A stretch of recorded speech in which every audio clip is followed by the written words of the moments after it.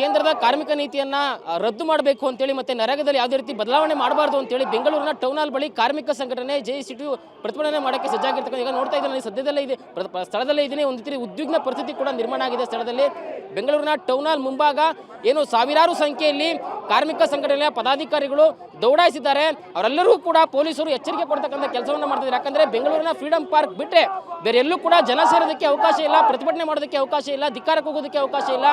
ಈ ರೀತಿ ಪರಿಸ್ಥಿತಿ ಇರಬೇಕಾದ್ರೆ ಯಾರು ಕೂಡ ಇಲ್ಲಿ ಪ್ರತಿಭಟನೆ ಮಾಡೋದಕ್ಕೆ ಅವಕಾಶ ಇಲ್ಲ ಅಂತೇಳಿ ಎಲ್ಲರಿಗೂ ಒಂದು ಹೇಳಿ ಎಲ್ಲರೂ ಕೂಡ ವಾಪಸ್ ಕಳಿಸ್ತಕ್ಕಂಥ ಕೆಲಸವನ್ನು ಮಾಡ್ತಾ ಇದ್ದಾರೆ. ಇದುವರೆಗೂ ಕೂಡ 6 BMTC ಬಸ್ಗಳ ಮೂಲಕ ಪ್ರತಿಭಟನಾಕಾರರ ವಶಕ್ಕೆ ಪಡೆದಿದ್ದಾರೆ ಪೊಲೀಸರು.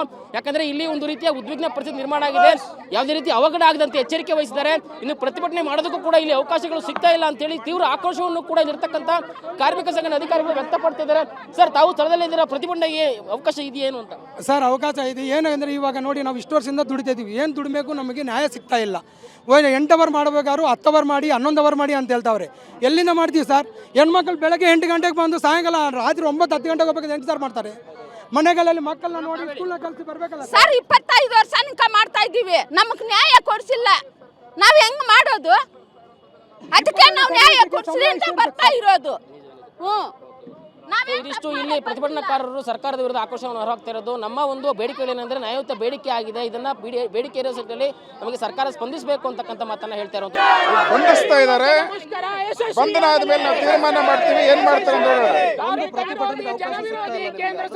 ನಾನು ಅದೇ ಹೇಳಿದೆ. ಕಾಂಗ್ರೆಸ್ನ ಸರ್ಕಾರ ಪ್ರಜಾಸತ್ತಾತ್ಮಕವಾಗಿ ನಡೆಯುವಂತ ಹೋರಾಟಗಳನ್ನ ದಮನ ಮಾಡುವಂತ ರೀತಿಯಲ್ಲಿ, ಮೆರವಣಿಗೆಯನ್ನು ಮಾಡ್ಲಿಕ್ಕೆ ಅವಕಾಶ ಕೊಡದ ರೀತಿಯಲ್ಲಿ ದಮನ ಮಾಡ್ತಿರುವಂತದ್ದೇನಿದೆ ಅದನ್ನ ನಾವು ಸಂಪೂರ್ಣವಾಗಿ ವಿರೋಧ ಮಾಡ್ತೇವೆ. ಕಾಂಗ್ರೆಸ್ ಸರ್ಕಾರ ಎಚ್ಚರಿಕೆ ತಗೊಳ್ಳದೇ ಇದ್ರೆ ಬಿಜೆಪಿಯ ವಿರುದ್ಧವಾಗಿ ಯಾವ ರೀತಿ ಹೋರಾಟ ನಡೆಯುತ್ತೋ ಕರ್ನಾಟಕದ ಜನ ಕೂಡ ಕಾಂಗ್ರೆಸ್ ಸರ್ಕಾರದ ವಿರುದ್ಧ ಅಷ್ಟೇ ತೀವ್ರವಾದ ಹೋರಾಟಕ್ಕೆ ಮುನ್ನೆಜ್ಜೆ ಇಡ್ತಾರೆ ಅನ್ನುವಂಥ ಎಚ್ಚರಿಕೆಯನ್ನು ಕೊಡೋದಕ್ಕೆ ಬಯಸ್ತೇವೆ. ಒಂದು ಪ್ರತಿಭಟನೆಗೆ ಫ್ರೀಡಂ ಪಾರ್ಕ್ ಅಲ್ಲಿ ಅವಕಾಶ ಕೊಟ್ಟಿದ್ರು, ಇಲ್ಲಿ ಅವಕಾಶ ಇಲ್ಲ ಅಂತ ಹೇಳ್ತಿದ್ದಾರೆ. ಪ್ರಜಾಸತ್ತಾತ್ಮಕ ಹೋರಾಟ ನಡೆಸೋದಕ್ಕೆ ಬರೀ ಫ್ರೀಡಂ ಪಾರ್ಕ್ ಅನ್ನುವಂಥ ವಿಧಾನನೇ ಸರಿಯಾದ್ದಲ್ಲ. ಇದು ಅತ್ಯಂತ ನಿರಂಕುಶ ಪ್ರಭುತ್ವದ ವಿಧಾನ. ಅದು ಪ್ರಜಾಪ್ರಭುತ್ವದಲ್ಲಿ ಎಲ್ಲಿ ಬೇಕಾದರೂ ಹೋರಾಟ ಮಾಡಲಿಕ್ಕೆ, ಶಾಂತಿಯುತವಾಗಿ ಕಾನೂನುಬದ್ಧವಾಗಿ ಹೋರಾಟ ಮಾಡಲಿಕ್ಕೆ ಅವಕಾಶ ಇರಬೇಕು. ಸಿದ್ದರಾಮಯ್ಯ ಸರ್ಕಾರಕ್ಕೆ ನಾವು ಹಲವು ಬಾರಿ ಮನವಿಗಳನ್ನು ಕೊಟ್ಟಿದ್ದೇವೆ, ಹೇಳಿದ್ದೇವೆ. ಇದು ಹಿಂದೆ ಬಿಜೆಪಿ ಸರ್ಕಾರ ಇದೇ ರೀತಿ ಅನುಸರಿಸ್ತು, ಜನ ಅದಕ್ಕೆ ಸರಿಯಾದ ಪಾಠ ಕಲಿಸಿದ್ದಾರೆ. ನೀವು ಸಮಾಜವಾದಿ ಅಂತ ಹೇಳ್ಕೊಳ್ತೀರಿ, ಪ್ರಜಾಸತ್ತಾತ್ಮಕ ಮುಖ್ಯಮಂತ್ರಿ ಅಂತ ಹೇಳ್ತಿದ್ದೀರಿ. ನಿಮಗೊಂದು ಗೊತ್ತಿರಬೇಕು, ನೀವು ಈ ಪ್ರಜಾಸತ್ತಾತ್ಮಕ ವಿಧಾನಗಳನ್ನು ದಮನ ಮಾಡೋ ರೀತಿಯಲ್ಲಿ ನೀವು ಬಿಜೆಪಿಗೆ ಏನು ವ್ಯತ್ಯಾಸ ಇಲ್ಲ ಅನ್ನೋಂಥ ರೀತಿಯಲ್ಲಿ ನಡ್ಕೊಂಡ್ರೆ ಕರ್ನಾಟಕದ ಜನ ಬಿಜೆಪಿ ಕೊಟ್ಟಂತ ಭವಿಷ್ಯವನ್ನೇ ನಿಮಗೂ ಕೂಡ ಕೊಡ್ತಾರೆ ಅನ್ನೋಂಥ ಎಚ್ಚರಿಕೆ ಕೊಡಕ್ಕೆ ಬಯಸ್ತೇನೆ. ಇದು ಹೋರಾಟ ತೀವ್ರ ಆಗ್ತದೆ. ಭಾರತ್ ಬಂದ್ ಅನ್ನೋ ರೀತಿಯಲ್ಲಿ ಮತ್ತು ದೀರ್ಘಾವಧಿ ಹೋರಾಟಗಳಿಗೆ ಇದು ಕಾರಣ ಆಗ್ತದೆ.